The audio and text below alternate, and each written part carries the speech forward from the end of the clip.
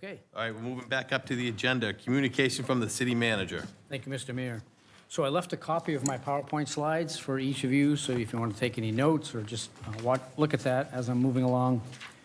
So, Mayor and City Council, I'm pleased to present to you my proposed fiscal year 2024 operating budget, as well as my fiscal year 2024 capital improvements budget. The school board's proposed fiscal year 2024 proposed budgets have also been incorporated into what you'll be presented. The combined city and school budgets comply with the tax cap provisions as stipulated in the city charter. So once again, this year, we have scheduled a budget retreat to kick off the City Council's in-depth review and deliberations of the fiscal year 2024 budget. At the retreat, you'll be presented with a review of the tax cap numbers, operating budgets, O&M summary from the Finance Department, issues and options presentations from each of the department heads, capital improvements plan questions for departments as you review the CIP, a debt service overview from Finance, and then ending the day with council deliberations and committee of the whole adjustments. Also, once again this year, the budget is presented to you in 3 documents. So at your table, you have these 3 budget books, once again this year. The proposed operating and maintenance, or O&M budgets, are detailed in the first book. The capital improvements plan projects, or CIP, is in the second book, and the third book is the proposed issues and options. That book identifies all the department requests for new positions, upgrades, and various projects. The I&O book contains all of these, and I'll have a little bit more detail on those in a moment. So the numbers, go straight to the numbers. The tax cap. In the proposed budget, the city is $1.1 million under the tax cap. The county is $699,000 under the tax cap, and the school's proposed budget is $1.6 million under the tax cap, for a total of $3.4 million under the tax cap provision. The estimated tax rate impacts are shown here. These are estimated based upon current total net assessed values data for the city. We anticipate the total net assessed value for the city will be updated by the chief assessor before you finalize the budgets in June. But here you can see we're estimating an increase on the city side of 57 cents, the county 8 cents, and the schools at $1.20 for a total estimated increase of $1.85. So the numbers for issues and options. I was presented with a total of 24 I&Os from the city departments. They total $1.6 million. I've included 16 of those I&Os for a total of $563,304. 8 I&Os were excluded, and they total $1,087,644. The 3 budget books provide in-depth details regarding the tax cap calculation, the estimated tax rate calculation, as well as the I&O explanations and financial backup. However, here are some preliminary details to prepare you better for our May 5th meeting. Here's the basic formula that determines the tax cap limitation upon the increase to the property tax levy. So you see the first number is the fiscal year 2023 property tax effort for the current fiscal year. Then we add to that 2 items. First is the net new construction number. Net new construction is the total value of building permits less the total value of demolition permits issued for the period April 1 through March 31st for the previous calendar year. The second item that allows us to adjust the tax levy is the Consumer Price Index, or CPI. The Consumer Price Index we're required to use is the National Consumer Price Index Urban, as published by the U.S. Department of Labor for the previous calendar year. So here are the actual numbers for fiscal year 2024.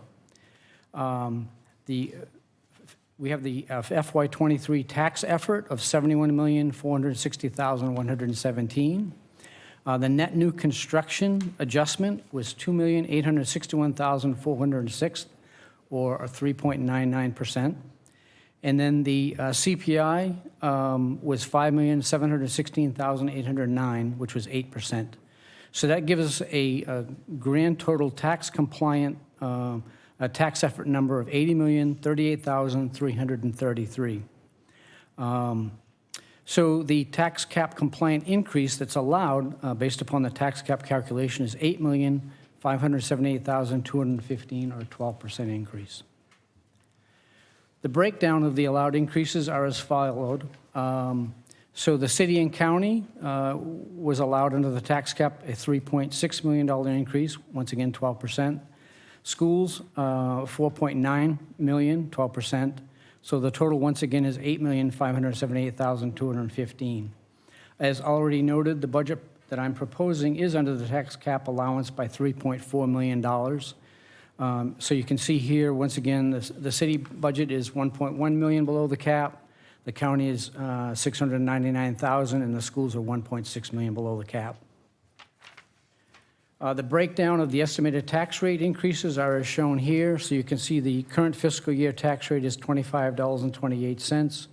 We're estimating the FY24 tax rate to be $27.13. And the breakdown there is in the right-hand column.